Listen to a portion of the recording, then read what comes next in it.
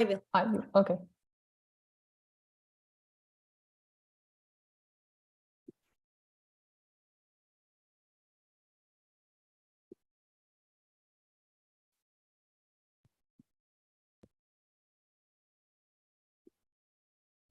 Welcome again, everybody. Welcome to the third and the final session of the Third Freedom Convention on this day of Human Rights Day.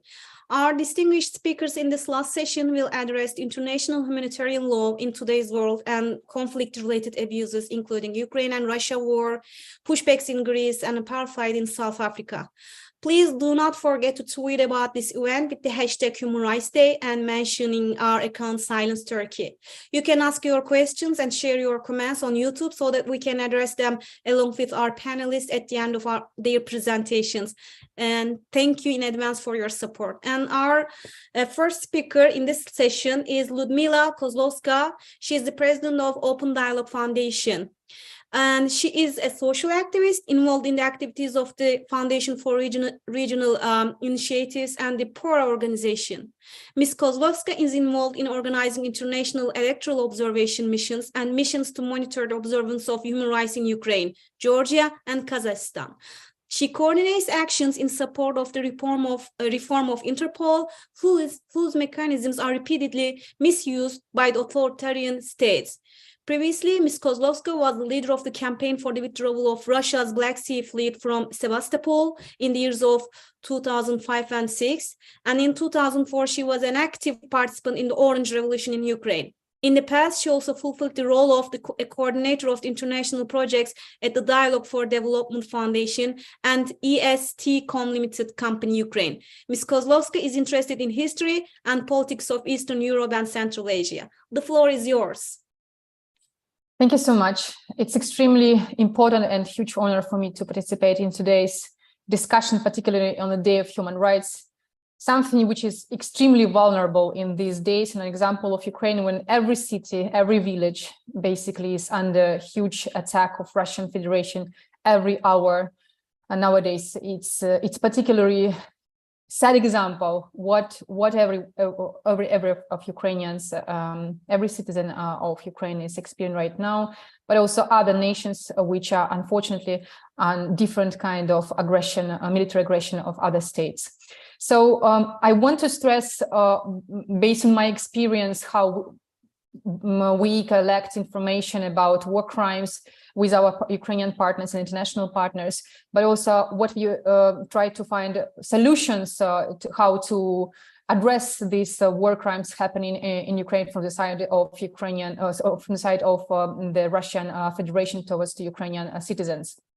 So first of all, for many of Ukrainians, the Russian war against Ukraine started in 2014. So since that time, our organization recorded, first of all, kidnapping, abducting, torture of peaceful citizens, or those who became hostages of Kremlin, those who were used to boost Russian propaganda to justify Russian occupation of Crimea and territory of Donbass.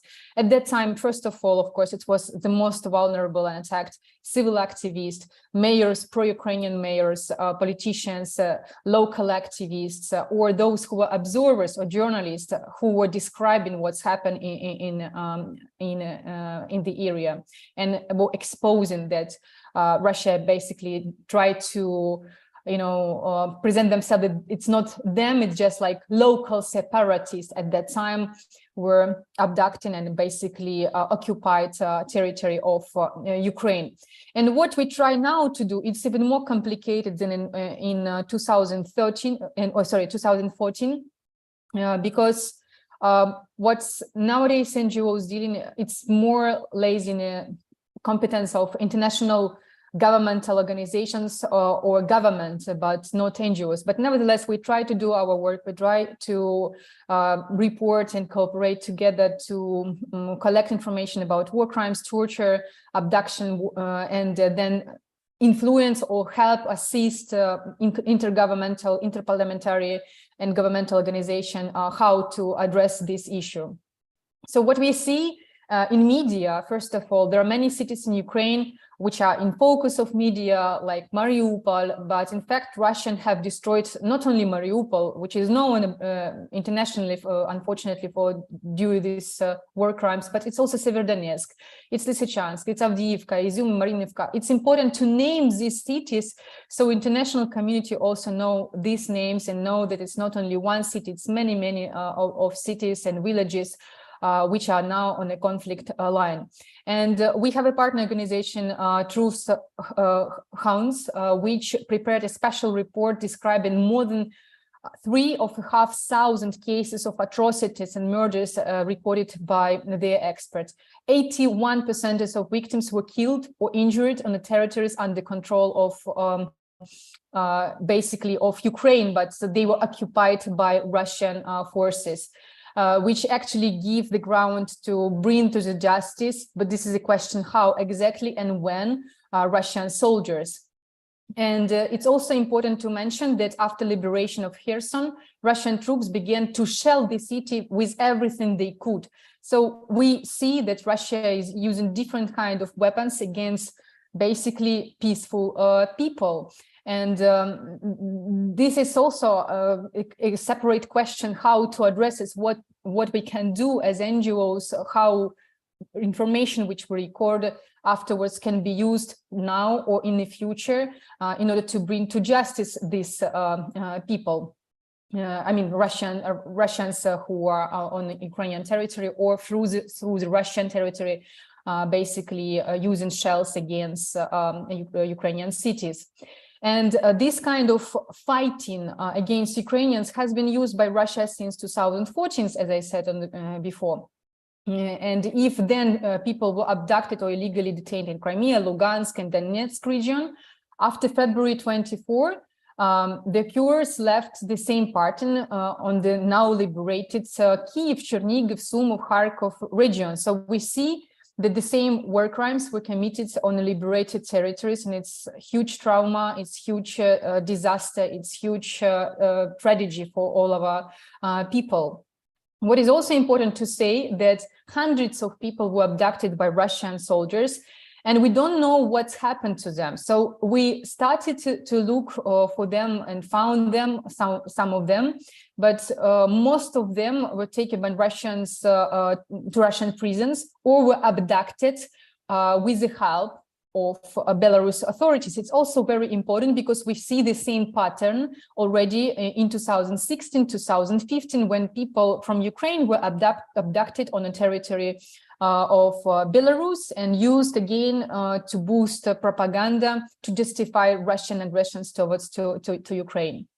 In any kind of request from the side of Ukrainian government towards to release of these people to know about whereabouts, it's for the moment extremely difficult. Sometimes there is at all no reply. So we just can expect that at some point they will be exchanged or we will receive some information.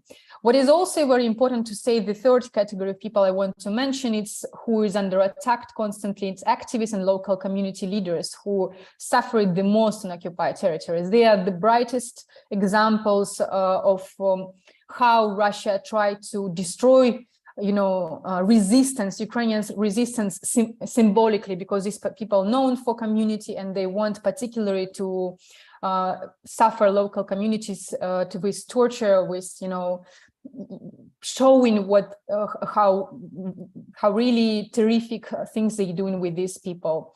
And we know about at least 368 cases, most of them journalists, local activists.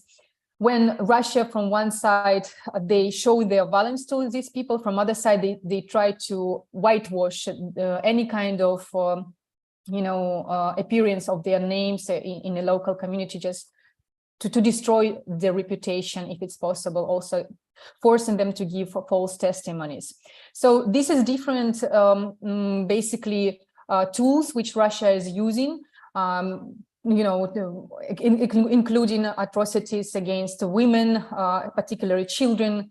It's extremely disturbing. And there is a question what to do with this, how to address it. So Ukrainian civil society, Ukrainian government think about creation of a special court which has to evaluate these specific war crimes. From other side, of course, it's ongoing work on personal sanctions regime and also structural sanctions, which from one side, Russia is trying to oppose through different kind of instruments. So what is the instruments what Russian regime is using against sanctions and basically any kind of defense policy from the side of Ukrainian government and international community? They try to avoid sanctions.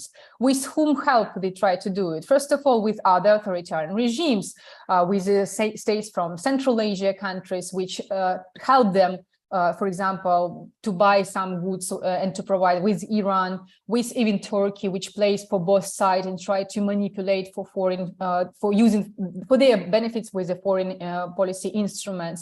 And this is quite disturbing because we should find the solution how to put things in order. So Russia would not be able to, first of all, seek support from authoritarian regimes. From other side, authoritarian regimes would not be able to benefit from these Ukrainian, first of all, tragedies and from Russian war crime in Ukraine. I think both of us, we need to think how to evaluate it together. We need to expose these facts, how basically Turkey, for example, because most of you also dedicated today's discussion about Turkey's cases. We need to think how we could cooperate internationally together to bring the light for all of this, all possible avoiding of sanctions or supporting Russian regime committing war crimes in Ukraine. Thank you. I'm ready to answer your questions. Yeah, at the end, we are going to come to the questions, and I have some questions. But before that, you said that naming cities and as well as, naming the crimes, the war crimes, these are really important because, yes, now the war, the aggression is going on, but archiving them is gonna create the possibility, the opportunity to hold Russia and all the individual perpetrators of these crimes. We are gonna hold them accountable, in the near future or in the long run, but they perpetrated that, so they have to be, held accountable. You said that, states can be, held accountable in the international arena, in the diplomacy, but also individuals are going to be, paying the personal sanctions, right? So this is really important. Thank you for touching on these issues. Thank you. And our next speaker is Mr. Play, Tony Play. He's the director of Law Society of South Africa, and he was previously the finance director of the Law Society. And before that, Mr. Play worked as the executive director of Lawyers for Human Rights and the finance manager priorly. Welcome, Mr. Play. Thank you for joining us today, and the floor is yours. You're muted. Your mic is not turned off. Okay. Perfect. Apologies. Good.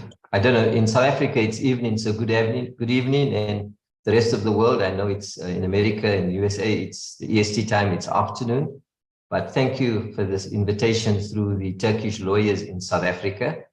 As the legal profession, we have been engaging the Turkish lawyers who are in exile in South Africa. I think at the last count, there were over 500 Turkish lawyers and their families in South Africa.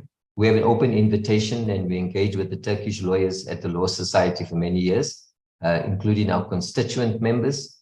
And we also regularly attend activities that they conduct in South Africa on the plight of Turkish people and the diaspora of the rest of the Turkish communities due to the situation in Turkey.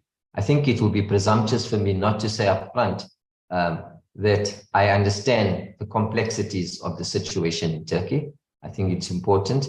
In South Africa, largely for many years, we've only seen and responded to the plight of the Kurdish people in Turkey. It is only in the last 8 years or so since Turkish lawyers in exile in South Africa engaged with us that we began to see the problems in Turkey. I think that we, as the regulatory environment in South Africa, I will have to talk about the rule of law. And I did note on your website, you talk about Turkey being 116th in the list of countries in terms of the rule of law index. I think that in many instances, that number is influenced by the technical scores that it receives. And to the ordinary people in Turkey and those that are in exile, that number doesn't represent anything to them. It doesn't talk about their suffering, their sacrifice and their loss in many regards. So whilst we use the rule of law purely as a technical instrument to measure, I think it's important that it doesn't talk to the people of Turkey. The common thread between Turkey and South Africa in the apartheid days is that in the previous regime in South Africa, we had three types of citizens. We had white people who were classified as first-class citizens. Then we had colored people. It's not a derogatory term like in the UK. We still refer to people of mixed race as colored people. And then Indian people and Asian people were regarded as third-class citizens. Black people, the majority of our population in South Africa, were not classified as citizens at all in the country. I think the economic position of many people in South Africa have deteriorated over the years post-democracies. In the past, people were placed under house arrest, they were banned, they were arrested, and many leaders were assassinated in the various forms, but it could never be traced to the state. But when we had the opening and the unbanning of political organizations just before 1990, we had a Truth and Reconciliation Commission where many police and security officers came forward, confessed their sins, and were granted amnesty on the basis of truthful and open classification of their crimes that they committed against the people of the country. As a person who represents the largest human rights organization, legal human rights organization in South Africa, I think it will be remiss for me to say that 30 years, almost 28 years, but 30 years post-apartheid, we still have many of the same problems. When I worked for the organization 28 years ago, and until 1999 when I left, our projects are still the same. We still have these vast issues that we need to deal with. And it's been compounded because one of our major human rights abuses in South Africa is the abuse of foreign migrants and refugees in the country. Many of them are economic migrants, but it doesn't detract from the fact that that's become our largest project in the human rights arena in South Africa. I think my message to the diaspora of the Turkish people is one of hope, encouragement, solidarity, and prayer, because I believe that without hope, we are not our brother's keeper, and therefore we are lost in this world. And I take Ludmila's comments about Ukraine to heart, because in South Africa, we have close relationships, both economic, cultural, and support with Russia. And for me, when I report on Ukraine, I sometimes have to edit some of the content, which is basically denying people freedom of expression. But it's the only way I can get the message of Ukraine and how this has impacted in South Africa through, because many people still see this close relationship of our apartheid days when we were supported by Russia, China, and some of the other progressive countries in this world. I think the rule of law is something that's very important. And as I indicated, the percentage or the ranking doesn't mean much to the ordinary people. But I just wanted to classify the four that we use in South Africa, which we take from the World Justice Program, which is accountability of the state, its people, just laws, an independent judiciary, an independent legal profession, open government, where the government is subject to control and oversight by people, institutions that look at the exercise of power, exceeding of power. Also that the Constitution creates mechanisms to regulate and to view the actions of government. And then obviously the accessibility and impartial justice system, where the ordinary citizen feels that they have a right and they have an opportunity to achieve justice. Although these are very broad, there are many underlying components of those that many countries fail, including South Africa. We fail on a number of them. But it's good that we have something that we can collectively talk about. So I'm not going to go into the details, but I think as a legal professional organization, it was important that I raised that the rule of law is important. I think going forward, my view on hope for the Turkish people is that they must have a vision of a future without the current state. They must have a vision that they believe can be achieved. It's easily misleading to believe that the current state, once the leadership is gone, that the state can be changed, because that's not real. That's not realistic. These people are supported by people, systems, institutions, societies, structures that they have created, that they've instituted, entrenched, and corrupted.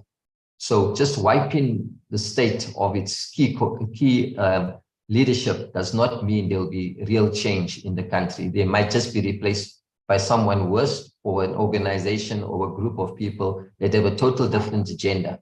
And the people of Turkey will not have freedom that we all want to achieve.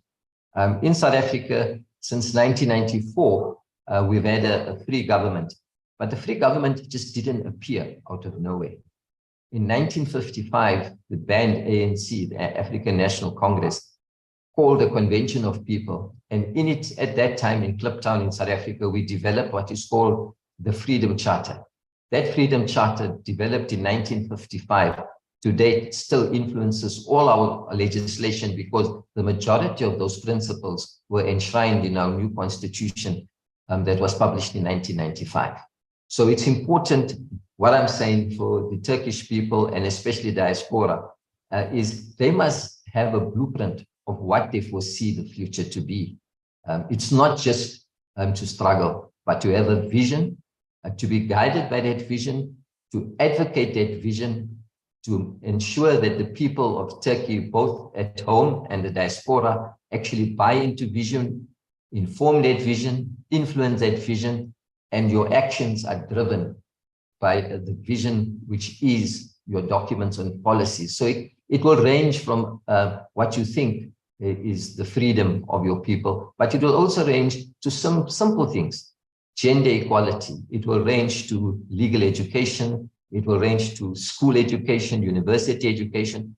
All those things I am proposing that the diaspora develops a policy that might not be implemented today or in 10 years' time. But remember, there will be change. And the change that you'll get is the change of the people. But you need to inform that change. You need to have a vision of those change. And to me, that is very important. Some of the issues that you raise is access to work, dignity of life. I know that the economic position of the Turkish people has deteriorated drastically over the last few years. And only the poor suffer. The disenfranchised suffer more than other people. And sometimes you will find that although you are in exile, you have a better quality of life than the people you left behind. And I'm sure for any person who's a refugee, that is the last thing they'd like to think about. But it's a reality. It's something we have to accept, and we have to work with this vision. So the rest of the world will also have to buy into this vision. This will become your advocacy program. In South Africa, we defeated apartheid with the help of international support, whether it's countries, whether it's church groups. That's why I spoke earlier about our close relationship with Russia and with China. It's because of the socialist programs that we wanted to achieve in the country that were supported by those nations. But in the US, right across US and Europe, we had what we call anti-apartheid movements, which were made up of local people. There were South African people, but the majority of those organizations were worked for, were supplemented by, and the advocacy was done by people of those countries, individual people of those countries. And the South African people in exile took a background, because you need a broad forum that supports your cause. And we have found that worked very well. At Lawyers for Human Rights, where I went after 1994, I cultivated those exact same organizations to support us, to entrench and support democracy in our country. So those very organizations, once we achieved political freedom in South Africa, we used them to support us in our civil society and our, what I would call our Congress of Human Rights in South Africa.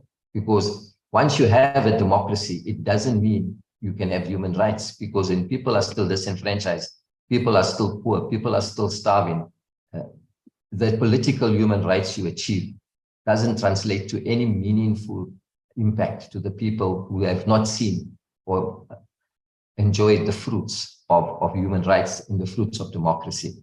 And I said, these policies must live in your advocacy program. I'm encouraging you to what you envision for the future, to build into your advocacy program. Change will come, but change will come driven by the people. It can't be driven by anything else but by people. So there is no greater power than people. For if they believe in a just and free society, they will be forced to direct the change, not somebody external or something external. And the struggles and sacrifices of your people will not be in vain. So I just wanted to give that very brief message, but it is so complex. And like I said, the only people that can understand how to implement that message will be the diaspora of the Turkish people. Thank you. Thank you, Mr. Fulay. Actually, first of all, I would like to thank you for your open invitation to Turkish lawyers who are in diaspora in South Africa. And I mean, the categorization of citizen in apartheid South Africa, white first class, and then mixed second class, and then black, not citizens at all, reminded me of the people in Turkey right now. There is us and them, us versus them, a discourse in Turkey, just like in the other, dictatorships. If you are supporting the government, the regime now, okay, you are one of us. And if you're not, then all of you, all the dissidents, even they're coming from the different ideological or, faith backgrounds, you're all terrorists. There is this word in Turkey right now, you are labeled as terrorists. And the way you put your argument, okay, this is reality, it's complex, and we also experience this. I know you, I hear you, but the only way to overcome this, struggle, this problem, this persecution is not coming from, top down, but it's gonna be all bottom up with the citizens, with the individuals, their struggles. And we have to create an envision for the future for ourselves, with the blueprints, and then we'll convince the world and let them accept our envision, which is democracy, which is rule of law, implementation of in Turkey. And then the change will come with our own efforts. Thank you so much for this sucking explanation. And now we have Vanya Womack as our next speaker, and she is the executive director of Refugees Unknown, Stories Untold. And she creates stories, refugee stories, empowerment programs for women and children who have experienced trauma as refugees, and advocates for human rights. She is a human rights expert, international speaker, and a published author, and an adjunct faculty at Villanova University teaching refugees and immigration. She is also known to conduct business, marketing, human rights, global leadership courses. Currently, she is working on 2 books for publication on the Turkish purge and genocide, and a novel based on the stories she has collected. You have the floor, Vanya. Thank you. Thank you. So, I want to talk about a recent study that's been conducted regarding human rights violations of women, specifically in Turkish prisons. But before I do that, let me first give some background on why these women have specifically been targeted. So after the 2016 failed coup attempt, it was the Gulen sympathizers that the regime actually made the culprits out to be. And even though I wanted to stress that any involvement has not been proven to this day. So early on, you had early decrees or state emergencies, which really created this national campaign to destroy the Gulen movement and anyone, like I said, associated with it.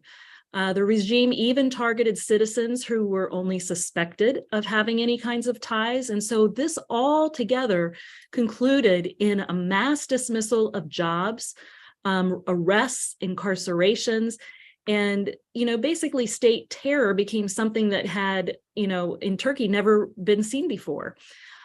Just 5 days after the July 15, 2016 failed coup attempt, the Turkish regime declared a state of emergency, and over a very short period of time, 5 more were issued.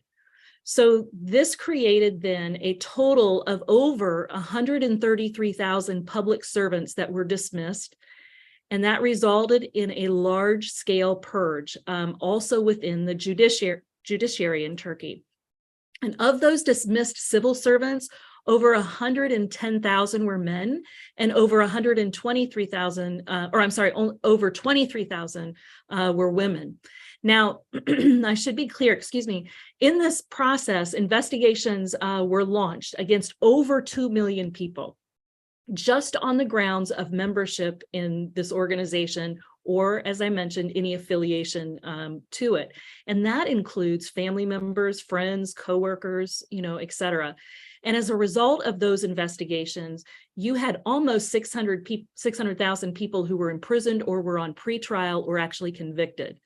Now, I actually find it very interesting how the regime, spews justice, tolerance, mercy, every chance that they can, when human rights violations and terror to families continue to exist on a large scale today. So before I move on to the prison study of women specifically, I want to introduce you to, I am also going to talk about some statistics. And what I want you to remember is that this not only affects the women that have suffered, but it affects their children, it affects their extended families.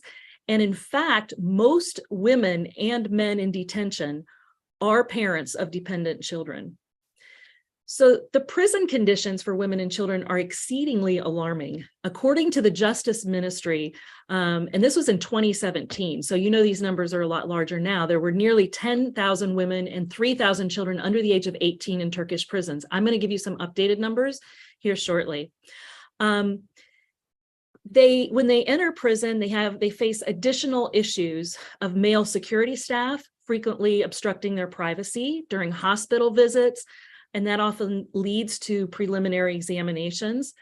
Among the prisoners are also pregnant women or women who have just given birth, and over 600 children under the age of 6 years old been imprisoned, and their mothers, including almost 150 infants under 1 year old.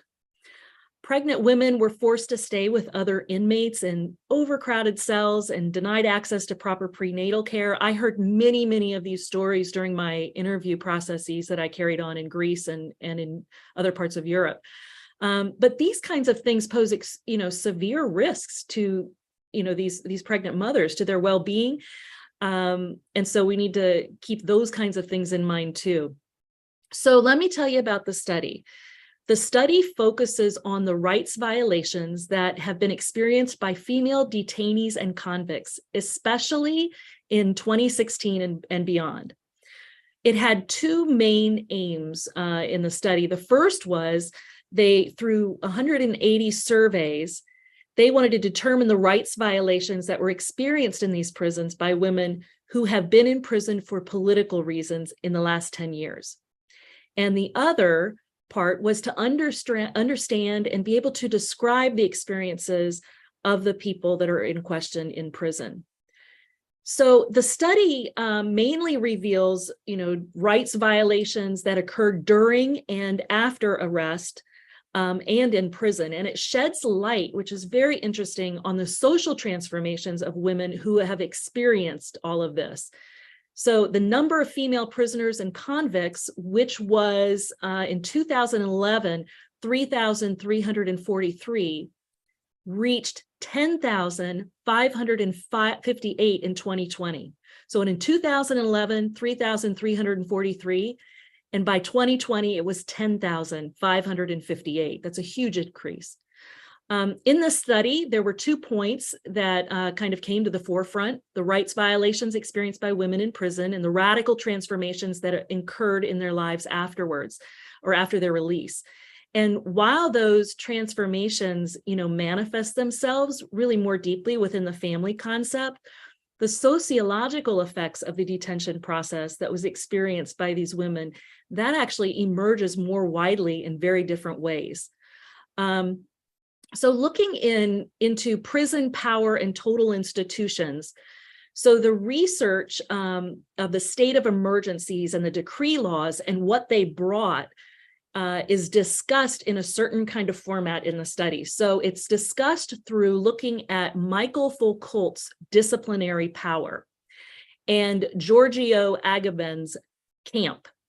and exception, and Irving Goffman's total institution. So these academics have come up with these different terms. And so that's what we specifically looked at. Now, Foucault dealt with the transformation in power structures and forms within the framework of the concepts of absolute power, disciplinary power, biopolitics, and biopower. So what those concepts revealed was ways in which political authority actually uses power and its spheres of influence, looking at it from a historical perspective. So absolute power corresponds to the unlimited ultimate right of the monarch over the lives of their subjects. And disciplinary power, that refers to a form of power where discipline, surveillance, functionality, all of that precedes physical punishment. So the focus of disciplinary power is not the body that needs to be destroyed or tortured, but it's actually the individuals who will be reformed with the supervision of that power. So it goes on to talk about how power builds the normal through the surveillance and control of individuals that it oppresses. And Foucault, according to him, the most obvious areas where disciplinary power is exercised is in prisons, schools, and hospitals. So biopolitics or biopower, on the other hand, is a form of power in which the means of control are used not for individuals, but actually for the whole society. So it's a form of power that kind of manifests itself through control and through discourse in all areas of society's life. So not in a specific place or time. So also within the study, Agamben, power has to build uncertainties in order to maintain its dominance. So the state of exception that emerges in public law and in the political arena is the point where the uncertainty demanded by the power is actually built. So according to Agamben, this concept of exception includes an overarching exclusion. So the exception is not a limited area of law, but a direct basis of that law. So he goes on to argue that power uses the exception as a zone of uncertainty and turns the exception into the rule. And in that situation where the exception becomes the general rule, that's what he calls the camp. So camp is no ordinary normalization, but in this case, individuals are isolated from themselves and from subjectivities. Another concept, which is the last one I'll talk about here in the research, to explain oppressive power of political authority over the transformation of individuals, is Irving Goffman's concept of the total institution. So a total institution is an institution in which even the basic life cycles like eating, drinking, sleeping, engaging in social activities and sheltering, that those are determined by official authorities, by isolating the individuals who are incarcerated from the rest of society due to bureaucratic obligations. Excuse me. Although the concept of the total institution seems to define prisons, like at first glance, mental hospitals, concentration camps, boarding schools, and barracks are also included within that definition. So in the research and within the framework of those concepts, of those three different political thinkers, the rights violations that were experienced by women who were arrested during this period of time, and the oppressive transformation power of political authority on them and the society is what ends up being discussed. So see, I make this a little bit brief here. The method that was used was methodological pluralism. And that was used to explain and to describe the rights violations that were experienced by these women who were imprisoned after the coup attempt and the transformation in their lives after their release. It was carried out between August of 2022 and October of 2022. A survey was conducted. We had 180 women who had been in prison for at least 6 months and at most 49 months after the coup attempt. Semi-structured interviews were conducted with 9 women with similar characteristics. 6 of the interviews were conducted online and 3 ended up being face-to-face. Interviews lasted approximately 45 minutes to a maximum of 2 hours of 20 minutes, 2 hours and 20 minutes. There we go, 2 hours and 20 minutes. The survey consisted of 151 open-ended, but also close-ended and multiple choice questions. And because the survey was done online, many of the women refused to participate in the study, which was really unfortunate. But, you know, the fear is there of what the government might do, especially with the recently enacted censorship law. So that resulted in a limited number of participants for the study. Maya, I'm so sorry to interrupt. Yeah. Time-wise, I would like to ask you, can you, summarizing the results, what kind of, violations, what kind of Sure. crimes, have been conducted? Yeah, sure. Let me see if I can find it here. Okay, hold on. Just give me just a quick second. No, don't worry about it. So I'm so sorry to distract you. No, Just no, that's use the fine. time, That's fine. I was worried I was going to go over. So let's maybe you want to touch on rather than the numbers or the percentages, what kind of violations, the nature of the crimes, I mean, taking place in prisons. Here we go. Hold on just a second. Yeah, let me give you let me give you a couple different things here, just so you can kind of envision, excuse me, a picture in your mind. So you have a 26-year-old woman from Mardin, a primary school dropout, was reported to have been harassed by the guards while being transferred from one prison to another. According to a 27-year-old married participant, a literature teacher who was from Izmir, the toilets of the prison were clogged while she was being held in a prison, and the prison administration completely ignored the problem, forced the women to use a corner of the courtyard of the prison as a toilet and use pieces of newspaper there to clean themselves. Another one would be an 8-month-old pregnant female participant, and while she was pregnant, for example, she was confined to a 2-square-meter cell called a coffin without windows with her 2 sons aged 4 and 6. So that gives some kind of insight into what the pictures are. I got to tell you, I'm really sorry, Hafsa, here. When they moved my computer, I'm not able to. It's wait a minute. Actually, I am. I got it here.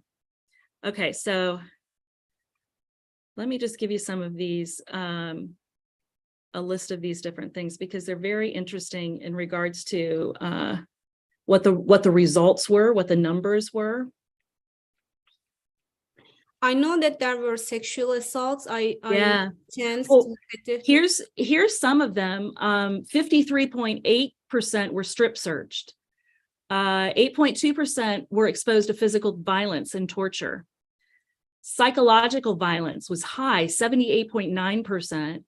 Their medication was not given to them, was 19.3%. They weren't given food, 14.6%.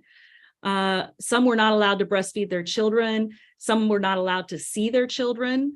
That was 9.9%. I was not allowed to meet my lawyer, 7%. And here's one. I was not left alone during my meeting with my lawyer, and that was 41.5%. I was examined in violation of my privacy. That one was high too, 25.1%. I was threatened with detention, 14%. And another high one here with 54.4%. They were forced to stay with more people than the capacity of the detention room could hold. So that gives you some of the statistics, I think. But I think it's going to, when things come out about this, it's going to be very interesting to see the things that come out of the study that were not really intended, to come out talking about, the effects of women after they've been through this. Yeah, so. Thank you. In the historical context of Turkey, women's rights have never been ideal, but after the coup attempt, after the current regime consolidated their power, the scope of the women, coming from different ideologies and faith groups, it got widened, and also the torture, the assaults, human rights violations got visible. The regime, it isn't, they don't need to hide it anymore because they have the, consolidated power. I mean, yeah, thank you so much, Vanya. Sure. And our last speaker is Antimos Sideris. He's a lawyer as a member of Athens Bar Association in Greece, and he has been working on refugee law for the last 5 years, especially on the cases of Turkish citizens who have been purged by the Turkish government after the 2016 failed coup attempt in Turkey. Floor is yours. Thank you. Thank you invited me in this panel speaking about some issues of the human rights. I will focus on a special matter of the pushbacks, because the pushback problem is a major problem now that happens in at the borders of the European borders, like in Greece or Italy or Spain. As a lawyer, do you hear me? Sorry. Yes. As a lawyer, I will speak about my experiences and some cases I had according these pushback matters. First of all, I will tell you that the international principle of the non-refoulement is based on the Geneva Convention for the refugees, and this principle should be respected by all the states.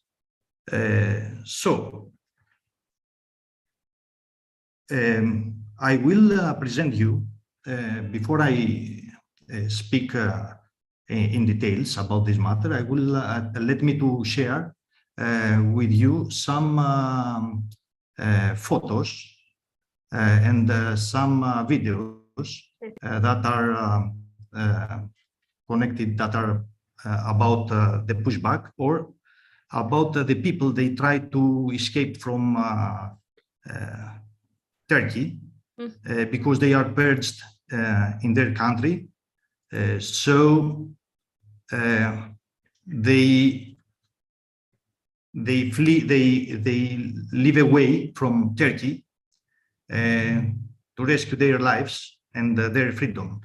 In this image, you can see a little girl passing the border with her parents. Hopefully, this family was rescued by the Greek border police. This is this image is at the time that the Greek border police approached the place where they were stuck in the mud of the river, that is Evros River, that is the border between Greece and Turkey. I will also, you can see the next image, the next image. So how the families try to pass the river from the Turkey side to the Greek side. And the next one, I will show you a live video that of a pushback happened on March 2022, this year. There were 8 people, they have been pushed back from Samos Island back to Turkey. They were Turks.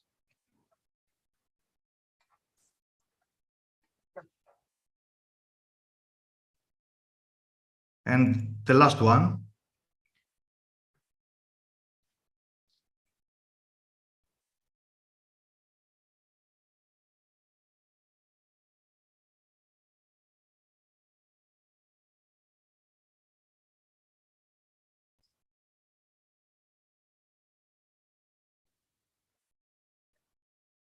There is no sound with the video. There is no sound, sorry. It's okay. Yes. Okay, no worries.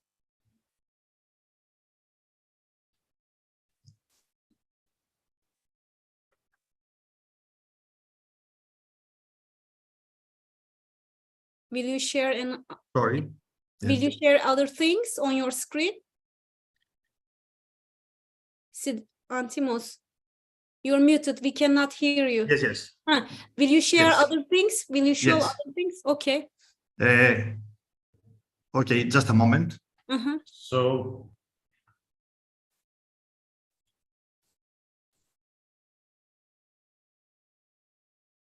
okay. Just a moment, please. So I will show you. I would like to show you also the next, the last one video about who shows someone, a Turk citizen who passed the Greek to the Greek territory. So he asked that the help by the Greek authorities. Anyway, the pushback incidents are systematic now in Greece, and started the systematic scale of the pushback started from March 2020. On that time, there was the Turkish government that decided to open the borders to migrants. So the Greek government considered this Turkish policy like a hybrid war against Greece. So the Greek government started gradually to close the borders, not only on the river but also in the Aegean Sea. So the pushback incidents now are more and more. So there is a systematic policy of this. It's not only in Greece, but in other countries that are near the Europe, that are considered the European borders, like Hungary or Italy. Also, this hybrid policy conducted by the Turkish government on March 2020, we saw the same hybrid practice in Belarus. In Belarus, when the Belarus followed the same practice, opening the borders to Poland. So Poland undertook national measures to prevent this wave of migrants. But these hybrid policies conducted either by Turkish government or by Belarus government have the same type of policy. What they intend, what is the purpose? The purpose of this is that to catch the Europe unprepared, because in both of these two practices, Europe was caught unprepared to face these massive waves of migration and give a solution, so that the countries, each one undertakes national measures, like Greece that undertook national measures, or Poland that undertook national measures. So instead of Europe undertake a common European policy on this migration and policy, on this migration problem and asylum, of course, we see that the policy is partialized. That is a perspective of undertaking national measures instead of a common European policy. I think the same happened in the Ukrainian crisis. In the Ukrainian crisis, because that happens by the same way.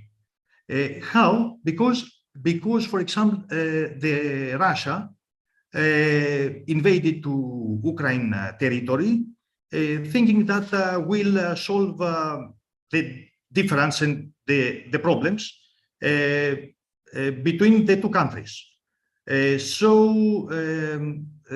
The Russia was thinking that Europe was unprepared to face this problem.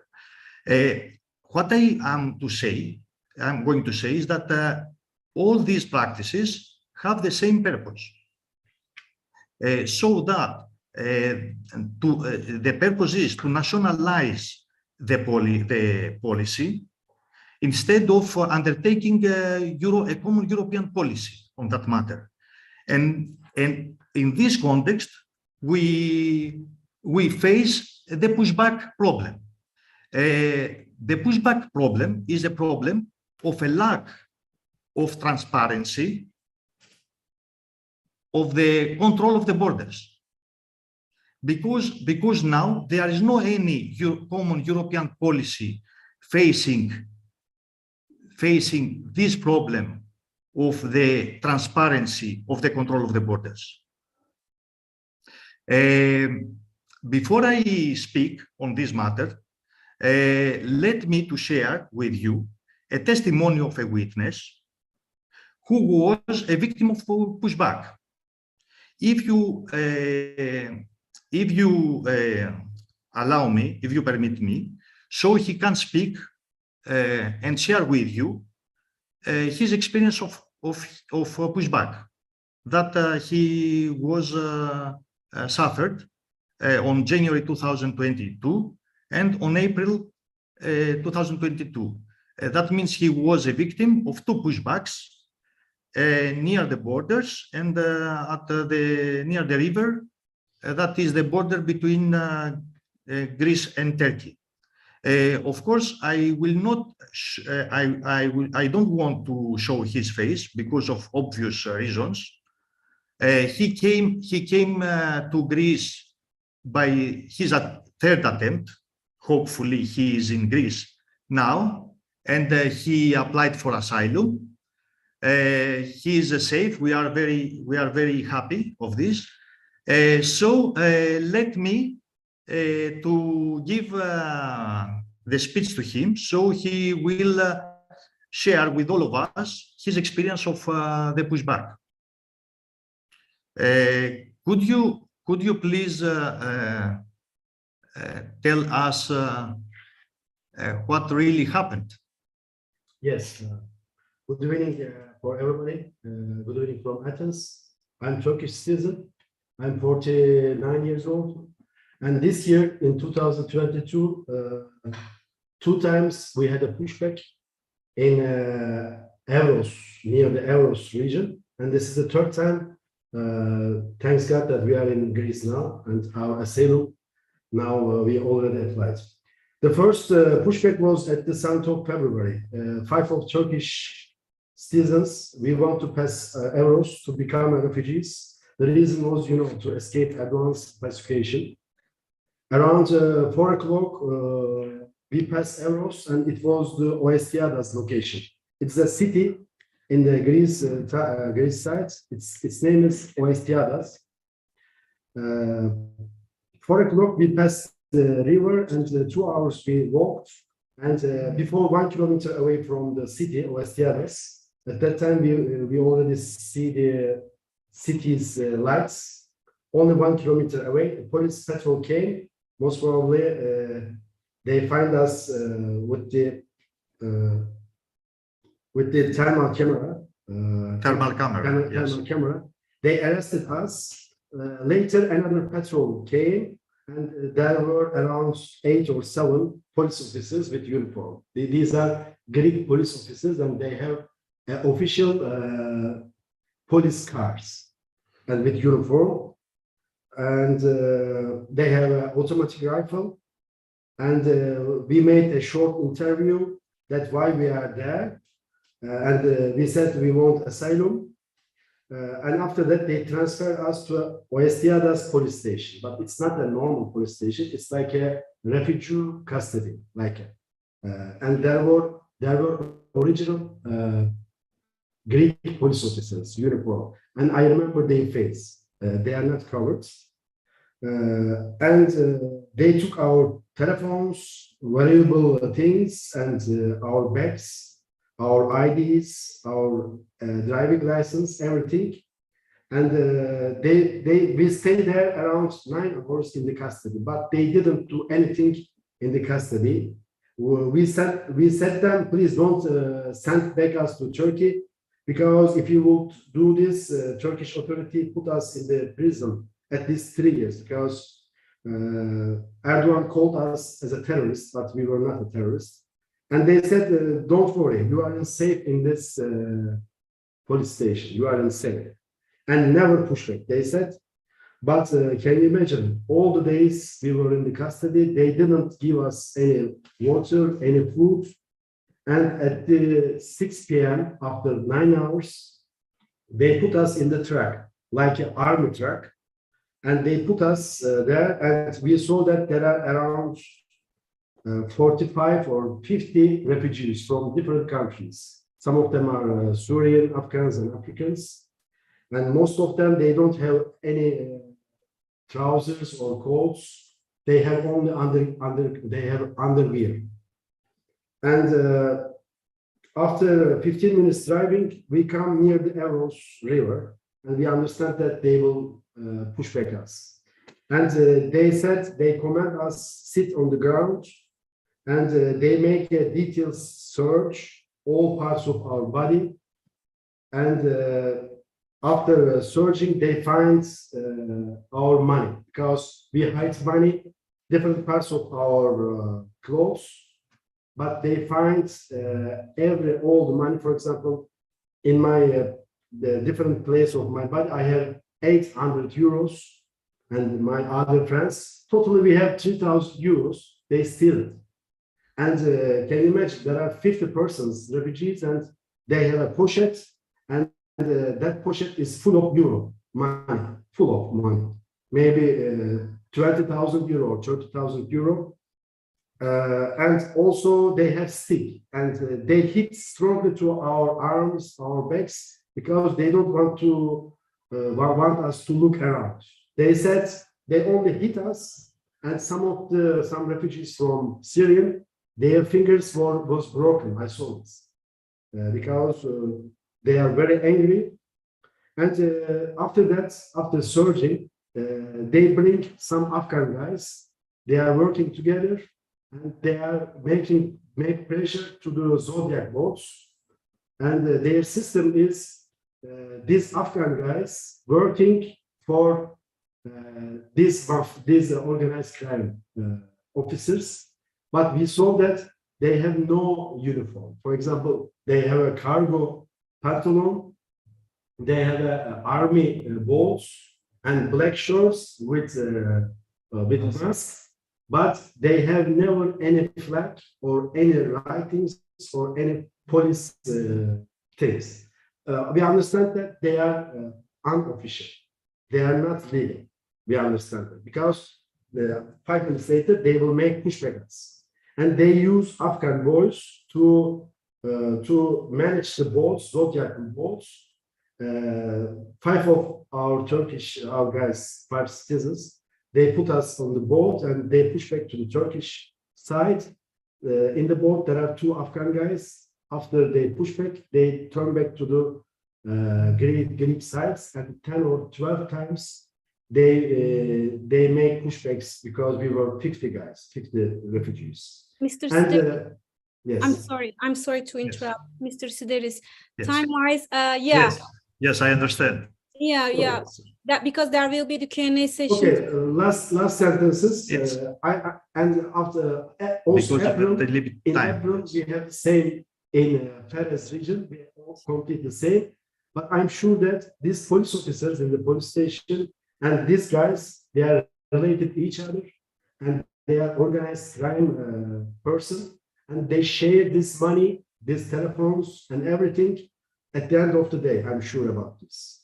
Yeah. And every day or every week, many people, they face this pushback. Some of them are died because of the cold, you remember. And the main goal is they steal everything. They steal money, telephones, and valuable things at the back. Thank you so much. Thank you. So yeah, I'm gonna come back to you with another question. Yes. So my first question will be for Ludmila, according to the order that you spoke. Where do you see Turkey's standpoint in Ukraine and Russia crisis?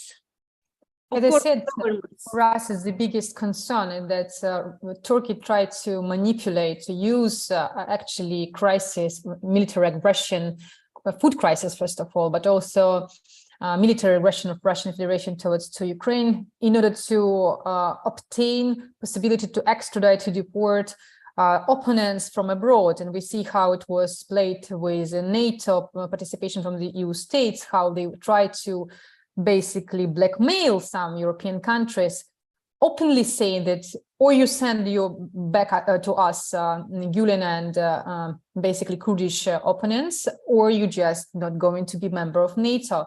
And we see this very dangerous tendency, not only for Erdogan, but also as a precedent for other dictators, because it's clear example, if Erdogan is allowing himself to behave in this way, that means that others like China and other big players are going to do the same. African dictators can play the same game.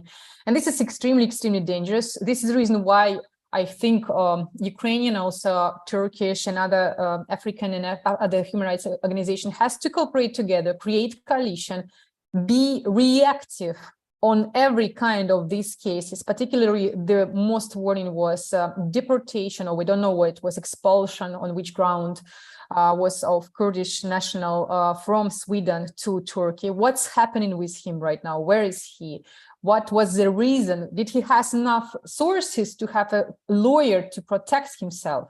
So all of these questions has to be raised, the community answer has to be provided, because in every this moment, that means that all of us who are opponents, who are activists, critics abroad, not safe anymore. And we need to address it now. Yeah. Actually, this international solidarity to hold Turkey accountable for what it is doing, not just in its borders, within its borders, but also beyond borders. That's important to raise as a question. Thank you. And Mr. Pillay, I have a very basic question. Actually, you talked about equal access to justice in terms of citizens' rights, but in Turkey, it's not a situation as just you mentioned a type of citizens. There is this emergency decrees, which is creating lots of terrorist groups, which makes them to have access to have a harder access to justice. What do you suggest them to ask for that right back in terms of to hold the state accountable? You mentioned the accountability of the state as that regard. I think it's going to be very difficult in an autocracy as which Turkey is in. In South Africa, I worked for an organization during apartheid. We were called the South African Legal Defense Fund because we couldn't pay for lawyers ourselves. So we had money from the church and other institutions from overseas. And we found creative ways in South Africa to get lawyers to do it. But in Turkey, you would have that difficulty, firstly, to get the funds in the country. And secondly, I know I did write a letter to the Turkish Bar Association that there's approximately 5,000 lawyers still in jail in Turkey to say, what are you doing about these lawyers? So that was a tactic to force lawyers to stay away from what would be called political cases. And it will be very difficult to do that. But I think that there are a few lawyers still doing the work, but in very minimal scale. Because in Turkey, you have what we would call a knock-on effect. If your family member was involved in what they call politics or terrorism, then the entire family is punished. And that new law was instituted, I think, about a month or two ago, where people have been already jailed because members of their family were involved in what was classified, or any opposition is classified as terrorism, which is exactly what we had in South Africa in the past. So I think the best way to support those people would be asking international organizations. We are affiliated to a number of international legal organizations like the International Bar Association, International Association of Democratic Lawyers, and our one in Egypt that my NGO is affiliated to is called the Federation of Human Rights Defenders. So those are the best places, I think, so that the lawyers who actually take these matters forward are not based in Turkey or ex-Turkish lawyers in exile. But I think the international legal community, and maybe it is something I would place on the agenda of the International Bar Association and some of these other institutions, because talking is very easy and telling you the policies, etc., is very easy. But to get actually involved in the country where these abuses are taking place, and I'm using a nice word by calling abuse, it's very difficult for me to be able to tell you how lawyers in Turkey will be able to take the fight forward, because every person has a right to legal defense, irrespective of the cause. But in Turkey, they attack the lawyers. So when we talk of rule of law, there's what we call independence of judiciary and an independent legal profession. That means you have the right to have legal representation, and the lawyer has a right to choose the client of his choice or her choice. So it's a difficult question, Afza. Unfortunately, I don't have a straightforward answer. I think your answer was good, was so obvious. I mean, yes, in Turkey, people are somehow, having the fear to even doing their legal profession. So we, as people living in exile or in diaspora, have to go on raising awareness so that we can have the international support in terms of legal professions, in terms of human rights defenders or activists, in terms of other journalists, so that we can be a voice for them and give the fight for on behalf of them. Right? Thank you for these remarks. Maya, I would like to ask you, after this survey is completed, what are you planning to do with the survey? What's gonna be the outcome of this survey? You are muted. There we go. Yeah. One outcome of the survey is going to be sending in a report based on this. So I think that's probably the most important outcome that will come out. But that is one. I think there are several other things that can come out of a study like this, to include, you have new data, you've got data that can be used to do other kinds of studies, that kind of thing. But I think one of the most important is the report that will come out. Yeah, and submitting this report to the relevant entities, committees, or treaties. Mm-hmm. Okay. Right. And Antimos, you mentioned the fact that since European Union is kind of not on the stage in terms of refugees, I mean visibly. So the countries like Greece, like Belarus, are abusing the protection of their borders. This fact. What can we do? What can be done in terms of urging European Union, European Parliament to take the side of refugees and, to prevent the border violence? I think that there will be established a common European policy that will be established a mechanism by European Parliament. So this mechanism will be act as a surveillance on the borders. Mm-hmm. So the borders could, because the Greek government, for example, say that these borders are Greek borders, but also these are the European frontiers. So because these are European frontiers, the contradiction is that at this moment the Greek national policy is prevailed policy on controlling the borders. Yes. So that if these borders are European borders, so there will be established a common European policy of surveillance the borders.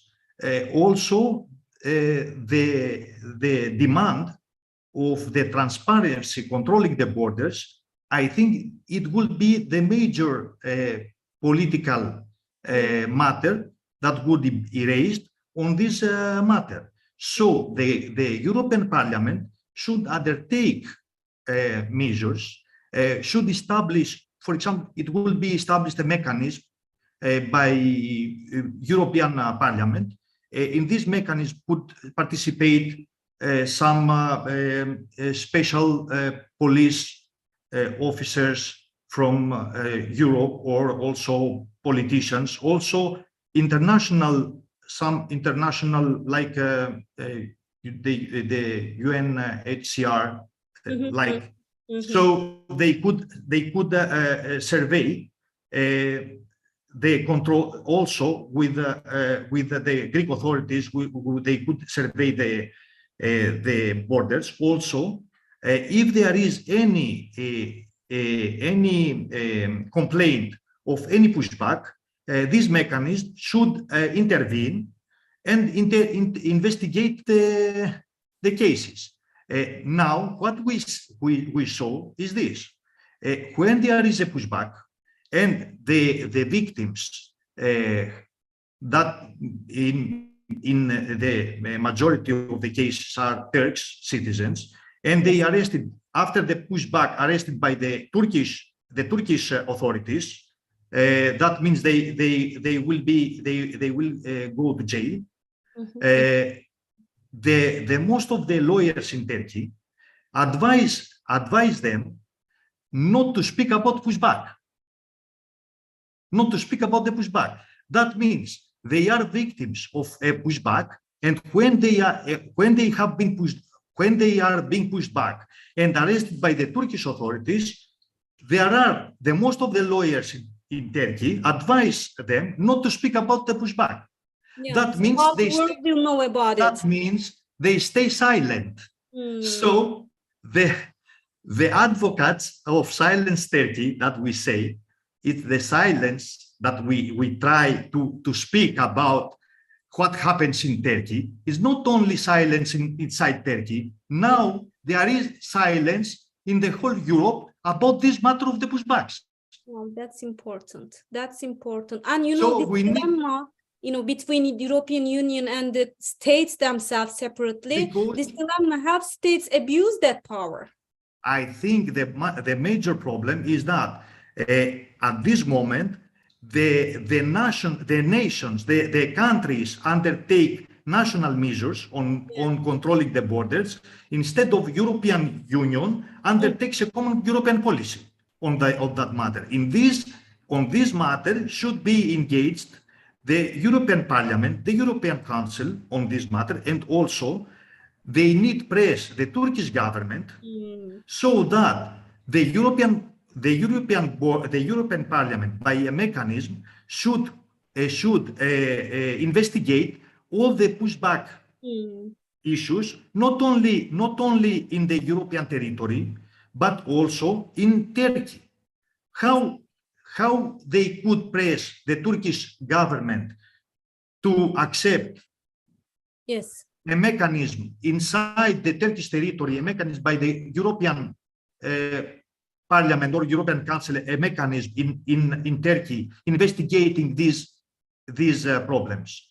Because after the people, they are in jail in the Turkish prisons, they are all silent, and also there are no evidences.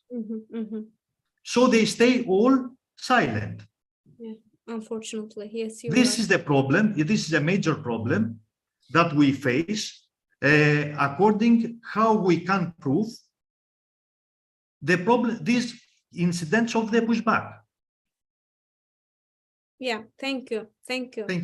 So yeah, these are really important points. And in this session, we once again realize that countries are not, alone spaces. They are all entrenched to each other. So we have to, try to fight against these, trends altogether, because all these affect each other across the world. Thank you so much for your amazing support and amazing work in South Africa, in Belgium and Ukraine, and in Greece, and also in the United States, Vanya. Thank you so much for joining us. Thank you so much for being the voice of these voiceless people.